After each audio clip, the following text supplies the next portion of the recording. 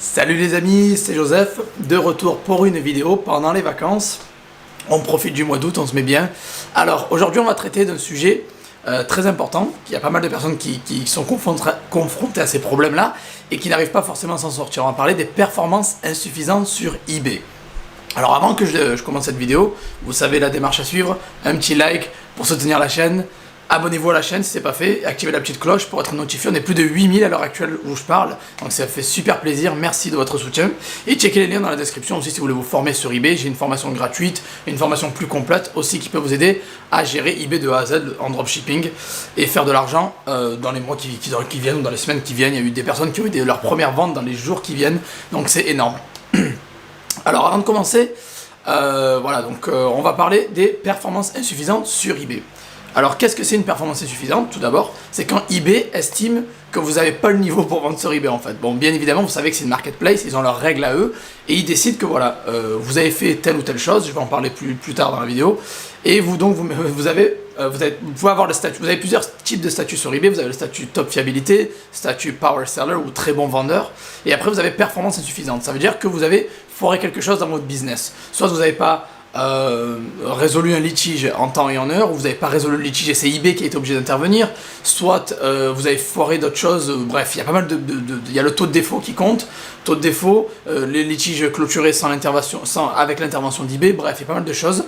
Alors, comment vous sortir de ça? Certaines pensent que c'est une impasse où on ne peut pas s'en sortir, on est en galère, on ne sait pas quoi faire, etc. Et c'est là que je vous dis, non, il y a toujours des possibilités, vous savez, moi je suis très optimiste, à chaque fois j'ai un problème, j'y fonce dedans, je rentre, je m'informe et je le résous. Donc comment on sort des performances insuffisantes? Je crois que j'ai été confronté quasiment jamais, ça m'est arrivé une fois il y a longtemps, mais j'ai vu pas mal de mes élèves qui ont été confrontés à ça et qui ont réussi à sortir de ça. Alors comment faire?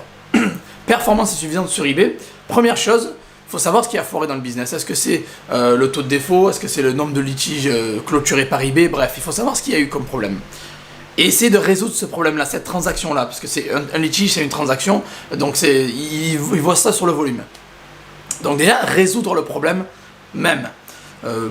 Fournir un numéro de suivi si ça n'a pas été fait, contacter eBay, négocier. Et la première chose, c'est résoudre le problème. Une fois que c'est résolu, vous contactez eBay et vous leur dites, voilà, j'ai fait ça comme action, est-ce que vous pouvez m'enlever pas la performance insuffisante, mais au moins le défaut sur la transaction. Voilà, c'est important de savoir ça, parce que pour le corriger après, c'est beaucoup plus long. C'est comme les évaluations négatives, je vous recommande de les faire enlever, parce que c'est plus facile de les enlever et de repartir sur de bonnes bases que d'essayer d'avoir 50-100 évaluations positives après pour compenser d'une négative. Et c'est pareil avec le taux de défaut et les performances insuffisantes. Essayez d'abord de résoudre le problème à la base, le problème que vous avez eu avec la transaction même, puis vous contactez eBay et vous leur dites, voilà, j'ai résolu le problème ça, il y a eu une erreur, moi tout s'est bien passé, j'ai fait fait au moins mon côté, ma part dans la transaction, est-ce que vous pouvez l'enlever?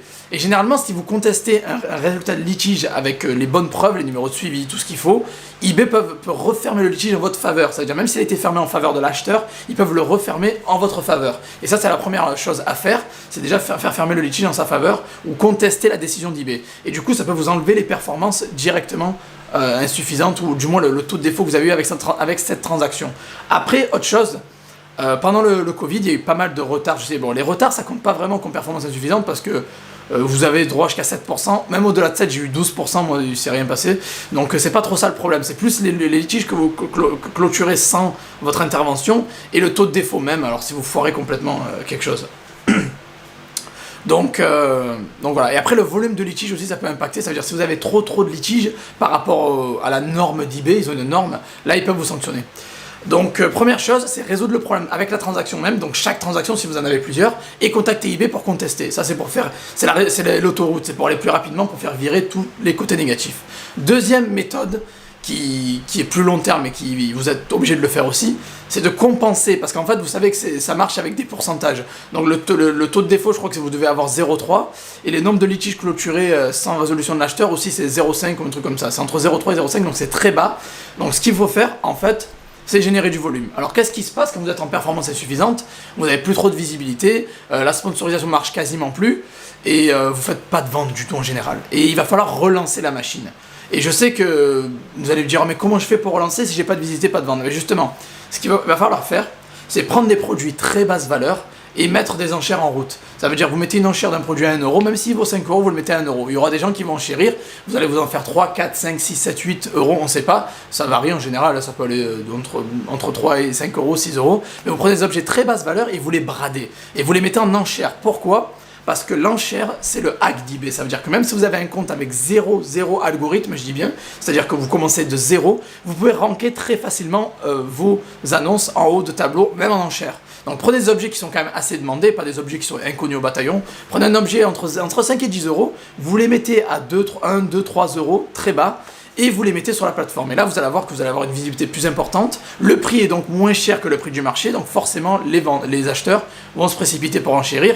Et derrière, prenez toujours des livraisons rapides, très important, une livraison rapide et locale de France, si vous vendez sur eBay France, livraison locale et rapide, et vous remontez comme ça votre compte. Donc vous allez générer 1, 2, 3 transactions en enchère, la personne va payer un prix super attractif, va le recevoir super rapidement, et qu'est-ce qui va se passer ?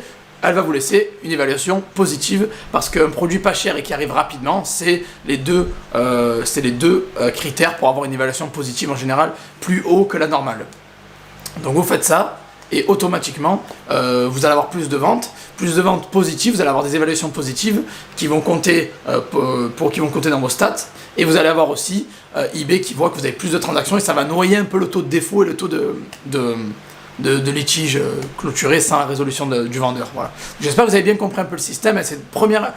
Dans un premier temps, vous vous débarrassez des problèmes, des litiges clôturés sans votre faveur et des taux de défaut. Vous essayez de résoudre le problème, contactez eBay et les faire enlever. Si ça a du succès, tant mieux.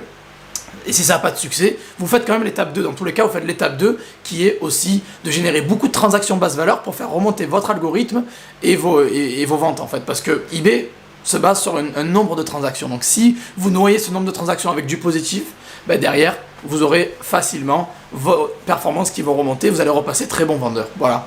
Donc ne paniquez pas, si vous êtes en performance insuffisante, il y a toujours des solutions pour revenir facilement et pour remonter tout ça. Après, si vous voulez pas attendre et que vous voulez vraiment repasser à autre chose, n'hésitez pas à créer d'autres comptes. Je ne peux pas vous le dire plus que ça. Diversifiez-vous, créez d'autres comptes eBay, utilisez la formation Stealth qu'il y a dans les commentaires en dessous. Ça vous permet de créer des comptes non liés. Ça veut dire que même si vous avez un compte avec une performance insuffisante, si vous créez un compte non lié avec la formation Stealth que j'ai sur eBay, vous pouvez revenir sur eBay et aucun des deux comptes seront affectés. Un des comptes sera affecté, mais l'autre ne sera pas affecté parce que vous allez respecter ce que je vous apprends dans la formation. Voilà. Donc j'espère que vous avez trouvé cette vidéo utile. Si c'est le cas, mettez un gros pouce. Abonnez-vous à la chaîne et n'hésitez pas à checker les liens dans la description. Il y a des formations gratuites, des payantes et vous pouvez aller très très loin avec eBay, avec les connaissances que j'ai depuis 4 ans dans l'e-commerce. Donc voilà. Merci à tous d'avoir suivi cette vidéo et on se voit dans la prochaine. Ciao ciao.